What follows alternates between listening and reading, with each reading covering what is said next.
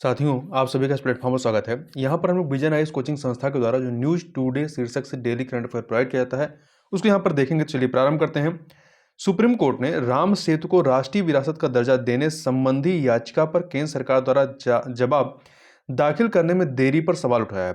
देखिए, राम सेतु को जो है आदम पुल भी कहा जाता है।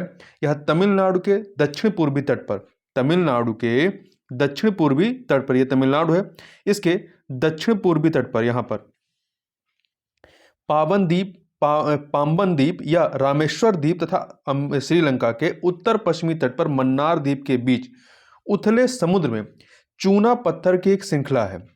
सेतु समुद्रम शिप चैनल परियोजना SSCP, जिसको 2015 में मंजूरी दी गई थी, के क्रियान्वयन को देखते हुए राम सेतु को राष्ट्रीय विरासत का दर्जा देने की मांग की गई है। इस परियोजना के तहत भारत और श्रीलंका के बीच पाक जलडमरू मध्य में, पाक, यहां पे आप मैप में देख सकते हैं, पाक स्टेट ये है, पाक जलडमरू मध्य में शिपों की या जहाजों की आवाजाही के लिए एक पोत परिवहन मार्ग के निर्माण की योजना बनाई गई है।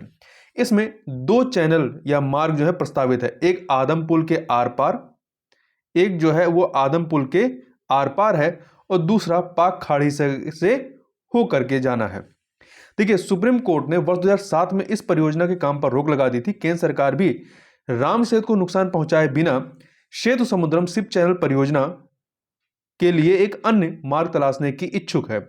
सेतु समुद्रम शिप चैनल परियोजना का महत्व क्या है?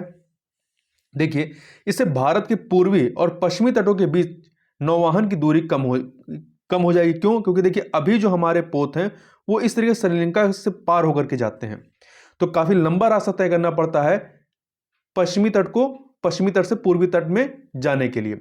जब यहां पर ये एक मार्ग बन जाएगा तो इस प्रकार से यहां से जाया जा सकेगा, तो आवाजाही की जो दूरी है वो कम हो जाएगी।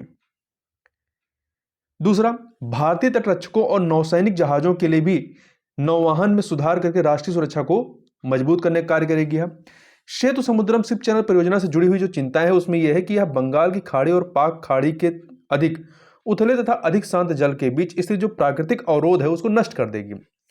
नौवहन यातायात की वजह से तेल और समुद्री प्रदूषण इस क्षेत्र के पारिस्थितिकी तंत्र को प्रभावित करेगा। साथ ही यह मन्नार की खाड़ी की जो मूगा चट्टाने है, जो कोरल रीफ है, उसके लिए भी खतरा पैदा करेगी। आगे बात करते हैं। केंद्रीय विज्ञान और प्रौद्योगिकी मंत्री ने कहा है कि GM सरसों DMH11 अर्थात धारा मस्टर्ड हाइब्रिड 11 के फील्ड ट्रायल में उच्च उपज प्राप्त हुई है। देखिए, केंद्रीय मंत्री ने राज्यसभा में कहा कि धारा मस्टर्ड हाइब्रिड 11 DMH11 ने राष्ट्रीय चक वरुण की तुलना में लगभग 28% और अधिक और क्षेत्रीय चक्स RL1359 से 37% ज्यादा उपज प्रदान की है। चक्स क्या है? देखिए, चक्स किसी क्षेत्र में सरसों की किस्मों का सूचक होता है। आमतौर पर नई किस्मों की व्यावसायिक खेती की अनुमति देने से पहले यह साबित करना होता है कि यह पुरानी किस्म से जो है अधिक उपज देती है। मंत्री ने निम्नलिखित तथ्य भी प्रस्तुत किए हैं। क्या इसके संबंध में? विषाक्तता, एनर्जेनिसिटी अर्थात एलर्जी, फील्ड ट्रायल, पर्यावरण सुरक्षा आदि से संबंधित अध्ययन भी किए गए हैं। इन अध्ययनों से पता चला है कि यह किस्म जो है खेती के लिए तथा भोजन और चारे के लिए सुरक्षित है। ट्रांसजेनिक फसलों और गैर ट्रांसजेनिक फसलों की ओर मधुमक्खियों का समान आकर्षण भी देखा गया है। साथ ही GM सरसों को शाकनाशी सहिष्णु हर्बिसाइड टॉलरेंट फसल किस्म के रूप में वर्गीकृत नहीं किया गया है। हाल ही में जेनेटिक इंजीनियरिंग मूल्यांकन समिति GEAC ने DMH11 की खेती के लिए पर्यावरणीय मंजूरी देने की सिफारिश की है। देखिए, यह जो जेनेटिक इंजीनियरिंग मूल्यांकन समिति है, यह पर्यावरण, वन और जलवायु परिवर्तन मंत्रालय के तहत शीर्ष जैव प्रौद्योगिकी विनियामक संस्था है। GM सरसों से जुड़ी हुई जो चिंताएं हैं उसमें क्या है? खाद्य प्रणाली में स्वास्थ्य को प्रभावित करने वाले तत्व प्रवेश कर सकते हैं। साथ ही मधुमक्खी पालकों का व्यवसाय और किसानों के हित प्रभावित हो सकते हैं। साथ ही भारतीय चिकित्सा पद्धति पर भी प्रभाव पड़ेगा, क्योंकि इसमें सरसों का व्यापक रूप से उपयोग किया जाता है भारतीय चिकित्सा पद्धति में। सुप्रीम कोर्ट ने महिला कृषि श्रमिकों की आजीविका के संभावित नुकसान पर भी चिंता व्यक्त की है। अब DMH11 के बारे में बात करें, अर्थात धारा मस्टर्ड हाइब्रिड 11 के बारे में, तो इसे दिल्ली विश्वविद्यालय के centre for genetic manipulation of crop plants CGMCP ने विकसित किया है। इसमें बैसिलस एमाइलो लिक्विफेनस नामक मृदा में पाए जाने वाले जीवाणुओं से अलग किए गए 2 बाहरी जीन शामिल हैं। इसे सरसों की पूर्वी यूरोपीय किस्म अर्ली हीरा 2 म्यूटेंट बारस्टार और भारतीय किस्म वरुण बार्नेज लाइन के मध्य क्रॉस ब्रीडिंग से विकसित किया गया है। आगे देखते हैं, अगला है grass root soldiers role of ASHA in the कोविड-19 pandemic management in India report जारी की गई है। देखिए, इस रिपोर्ट में कोविड-19 महामारी से निपटने में भारत की कार्रवाई रणनीति में आशा कार्यकर्ताओं की मुख्य भूमिका और प्राप्त अनुभव को रेखांकित किया गया है। साथ ही देश के दूरस्थ क्षेत्रों में नियमित स्वास्थ्य देखभाल सेवाएं प्रदान करने में उनकी महत्वपूर्ण भूमिका की भी चर्चा की गई है। यह रिपोर्ट स्वास्थ्य और परिवार कल्याण मंत्रालय, राष्ट्रीय स्वास्थ्य प्रणाली संसाधन केंद्र तथा इंस्टीट्यूट फॉर कॉम्पिटिटिवनेस के सामूहिक प्रयासों से तैयार की गई है।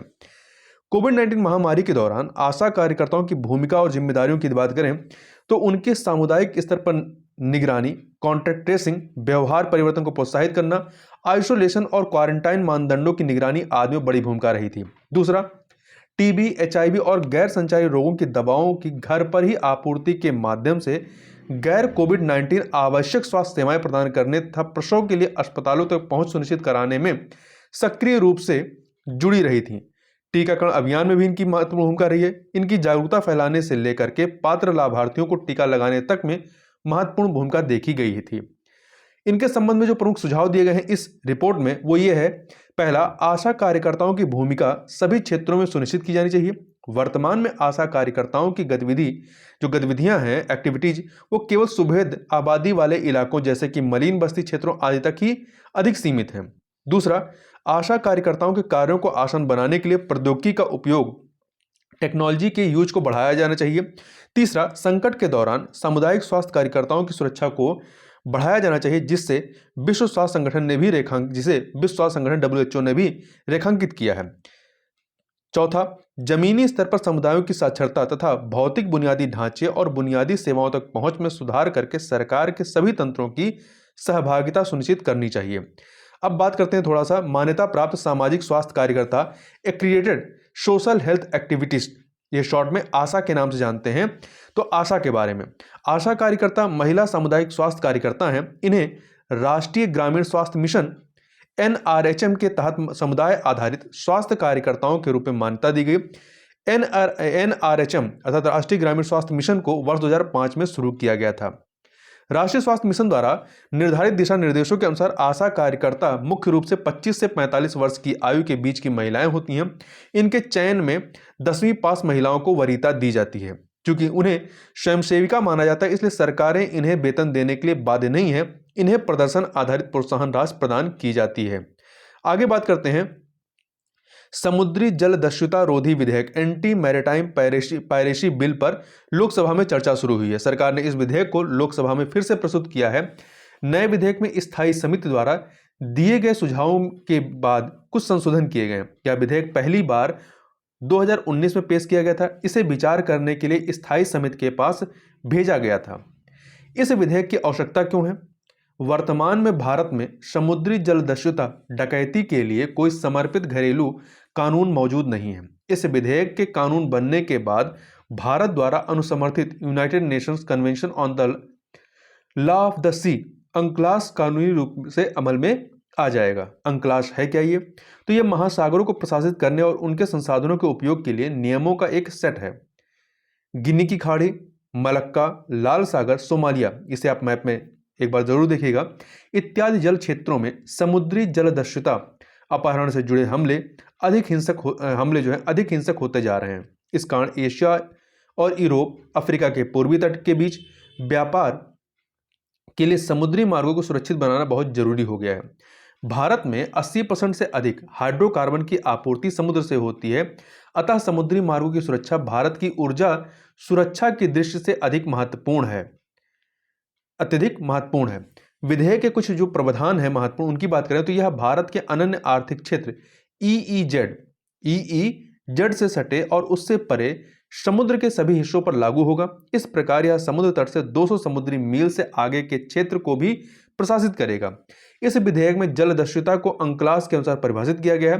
केंद्र सरकार को निम्नलिखित विषयों पर नियम बनाने का अधिकार इस कानून के तहत इस बिल में दिया गया है।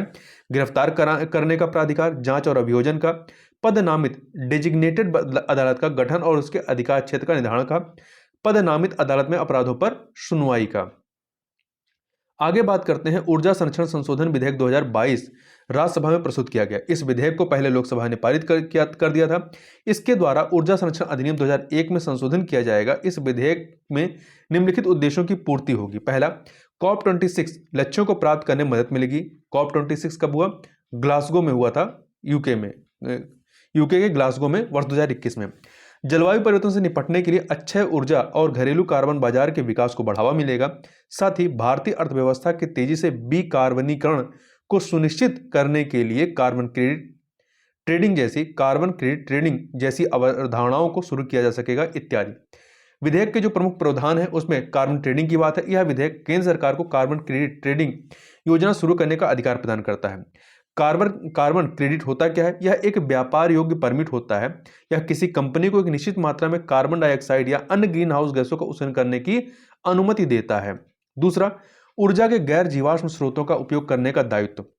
सरकार कुछ निर्धारित उपभोक्ता समूहों के लिए ऊर्जा खपत का एक न्यूनतम आवश्यक हिस्सा गैर जीवाश्म स्रोतों से प्राप्त करना अनिवार्य कर सकती है। हरित भवनों के लिए ऊर्जा संरक्षण और सतत भवन संहिता के प्रावधान किए गए हैं। वर्ष 2001 के अधिनियम में यह संहिता कुछ मानदंडों को पूरा करने वाले वाणिज्यिक भवनों तक ही सीमित थी। वर्तमान विधेयक में कार्यालय और आवासीय भवनों को भी इस संहिता के दायरे में लाया गया है। वाहनों और पोतों के लिए मानक का निर्धारण। विधेयक में वाहनों, मोटर वाहन अधिनियम 1988 के तहत जो परिभाषित वाहन है, और जलपोतों, जहाजों और नावों सहित को शामिल करने के लिए इसके दायरे का विस्तार किया गया है। ऊर्जा दक्षता ब्यूरो VEE की शासी परिषद में सदस्यों की संख्या बढ़ा दी गई है। यह जो ऊर्जा दक्षता ब्यूरो है, यह विद्युत मंत्रालय के तहत एक वैधानिक निकाय है। आगे बढ़ते हैं। श्रम पर संसद की स्थायी समिति ने प्रधानमंत्री कौशल विकास योजना के कार्यान्वयन पर एक रिपोर्ट प्रस्तुत की है। यह जो प्रधानमंत्री कौशल विकास योजना है, यह कब प्रारंभ हुई थी? तो जुलाई 2015 में प्रारंभ हुई थी। देखिए, प्रधानमंत्री कौशल विकास योजना को निःशुल्क कौशल प्रशिक्षण कार्यक्रम के माध्यम से युवाओं में कौशल विकास को बढ़ावा देने के लिए शुरू किया गया था। साथ ही इसके अंतर्गत कौशल विकास प्रमाण पत्र प्राप्त करने पर मौद्रिक पुरस्कार दिए जाते हैं। इन पुरस्कारों के माध्यम से कौशल विकास प्रशिक्षण को प्रोत्साहित किया जाता है। इस योजना को कौशल विकास और उद्यमिता मंत्रालय कार्यान्वित करता है। वर्ष 2021 में इसका तीसरा संस्करण या तीसरा चरण शुरू किया गया था। अब इसके घटक क्या हैं? तो इसमें प्रशिक्षण लक्ष्य निर्धारण का घटक है, योजना निर्माण और कार्यान्वयन, प्लेसमेंट की स्थिति, पूर्व शिक्षण की मान्यता इत्यादि हैं। जो प्रधानमंत्री कौशल विकास योजना का पहला चरण और दूसरा चरण रहा है, इसमें चुनौतियां क्या रही हैं? प्रशिक्षण लक्ष्य को लेकर के रही हैं, जो निर्धारण हुआ है उसके लक्ष्य को लेकर के, राज्य सरकार की सीमित भूमिका के संदर्भ में, प्लेसमेंट के लिए सीमित मापदंड के संबंध में, और पूर्व शिक्षण की मान्यता में राज्यों की कोई भूमिका न होना, ये भी एक चुनौती थी। वहीं जो इसका तीसरा चरण है, इसके कार्यान्वयन में किए गए जो सुधार हैं वो क्या किया गया है? इसमें मांग आधारित दृष्टिकोण को अपनाया गया है। जिला कौशल समितियों और राज्य कौशल विकास मिशनों की प्रमुख भूमिका होगी इसमें। साथ ही प्लेसमेंट के बाद धन संबंधी सहायता और प्लेसमेंट पे आउट मापदंड बढ़ाए गए हैं। RPL अर्थात पूर्व शिक्षण की मान्यता को राज्य घटक के रूप में शामिल किया गया है। स्थायी समिति द्वारा व्यक्त की गई जो चिंताएं इसके संबंध में कि प्लेसमेंट की दर निराशाजनक रही है, साथ ही आवंटित धन का भी बहुत कम उपयोग हो रहा है। दूसरा, योग्य प्रशिक्षकों की अनुपलब्धता है तथा प्लेसमेंट भागीदारों की भी कमी बनी हुई है। प्रदान किए जाने वाले प्रशिक्षण कोर्स, पाठ्यक्रम तथा व्यवहारिक कौशल उद्योगों की मांग के अनुरूप नहीं है। प्रमुख सुझाव क्या है?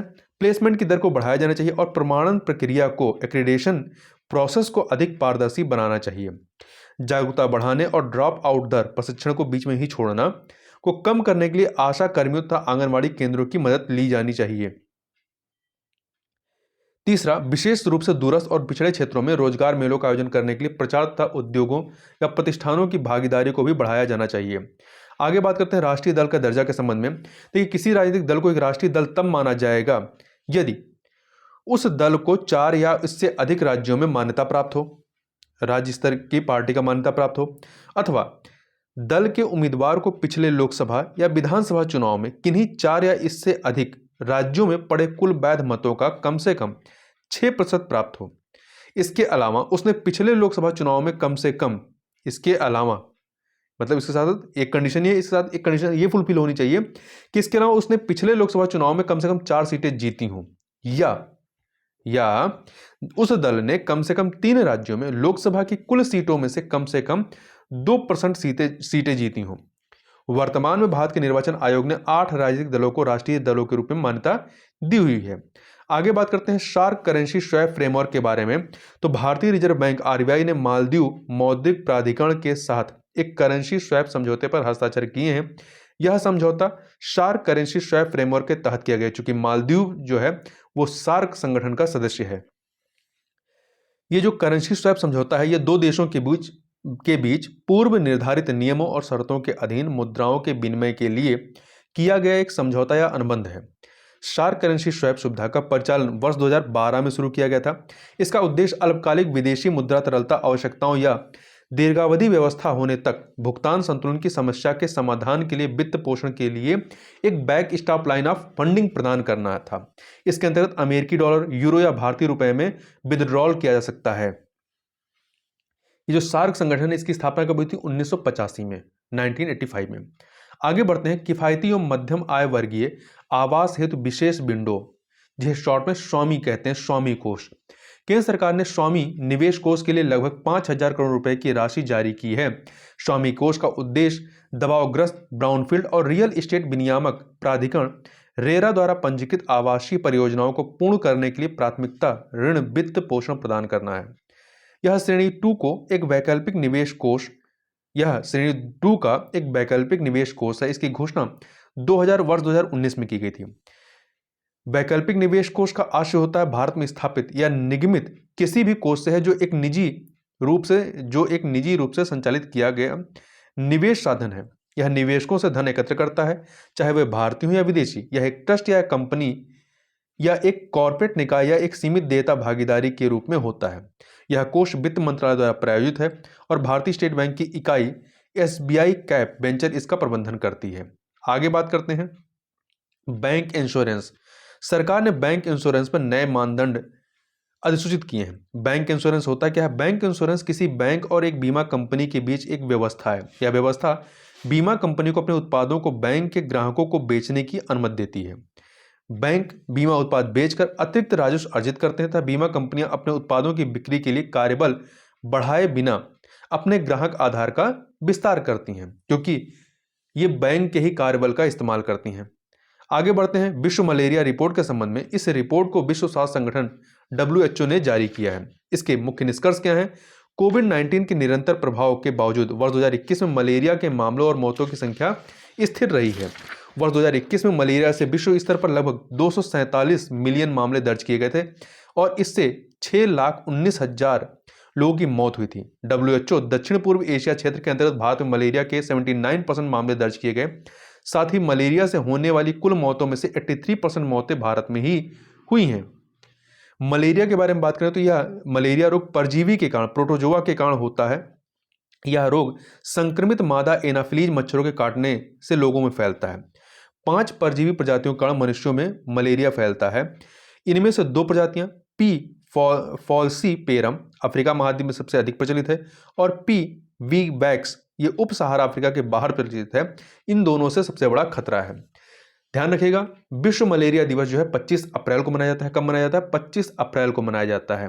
और वहीं भारत का जो मलेरिया मुक्त होने का जो लक्ष्य रखा गया वर्ष 2030 को रखा गया है। वर्ष 2030 तक हमें मलेरिया मुक्त स्वयं को बनाना है।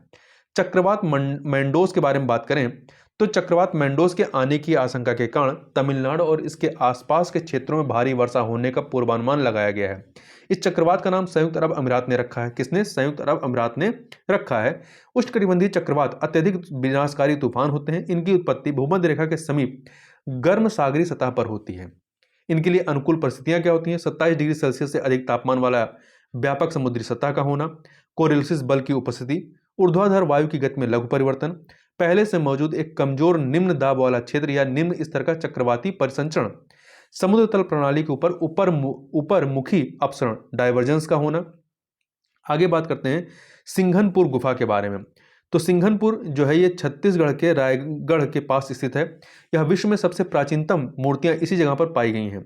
यह दावा किया जाता है कि इन मूर्तियों का निर्माण 30,000 ईसा पूर्व में किया गया था। ये मूर्तियां मैक्सिकन और स्पेनिश मूर्तियों के समान दिखाई पड़ती हैं। चित्रकला की विषय वस्तु क्या है इनकी? पशु शिकार के दृश्य, ज्यामिति डिजाइन, कृषि गतिविधियों के दृश्य इत्यादि। आगे बात करते हैं पेरू के संबंध में। पेरू जिसकी राजधानी लीमा है, क्या है? लीमा है। पेरू में पहली बार किसी महिला को राष्ट्रपति के रूप में निर्वाचित किया गया है। किसको किया गया है? इसका नाम आप कमेंट बॉक्स में बता सकते हैं। राजनीतिक सीमाओं की बात करें तो पेरू दक्षिण अमेरिका के पश्चिमी तट पर स्थित है। इसकी सीमाएं बोलिविया, ब्राजील, चिली, कोलंबिया और इक्वाडोर से लगती हैं। भौगोलिक विशेषताओं की बात करें तो इसका जो भूभाग है वो पश्चिमी तटीय मैदान, केंद्र में एंडीज का ऊंचा और उबड़ खाबड़ क्षेत्र तथा अमेजन बेसिन के पूर्वी तराई के वन जिन्हें सेल्वा वन कहते हैं, ये हैं। उच्चतम बिंदु क्या है? नेवाडो हुआस्करन है। नेवाडो हुआस्करन। तो पेरू की जो राष्ट्रपति हैं वो है डीना बलूआर्टे। आगे चलते हैं, बेलारूस के बारे में बात करते हैं। बेलारूस एक आतंकवाद विरोधी अभ्यास में सैन्य उपकरणों और बलों को स्थानांतरित करने की योजना बना रहा है। उसे भय है कि रूस बेलारूस की सीमा से यूक्रेन पर हमला कर सकता है। इसकी राजनीतिक सीमाओं की बात करें तो जो बेलारूस है यह यूरोप का सबसे बड़ा भू आबद्ध देश है। यहाँ आप मैप में देख सकते हैं, यह पूर्वी यूरोप का एक देश है। यह पहले पूर्व सोवियत संघ यूएसएसआर का हिस्सा था। यह पूर्वोत्तर में, यदि आप पूर्वोत्तर में देखेंगे तो रूस, दक्षिण में यूक्रेन, पश्चिम में पोलैंड, उत्तर पश्चिम में लिथुआनिया तथा उत्तर पश्चिम में लताविया के साथ अपनी सीमा साझा करता है। इसके भौगोलिक विशेषताओं की बात करें तो इसके यहाँ का जो उच्चतम बिंदु है वो जेरहिंस्की हिल है और यहाँ की मुख्य नदियों में नीपर, दविनार, नेमन और प्रियत हैं। झीलों की बात करें तो यहाँ 10,000 से अधिक झीलें हैं। इनमें सबसे बड़ी झील कौन सी है? नारच है। तो इस प्रकार से इस वीडियो में बस इतना ही। मिलते हैं नेक्स्ट वीडियो में, तब तक के लिए बहुत बहुत धन्यवाद।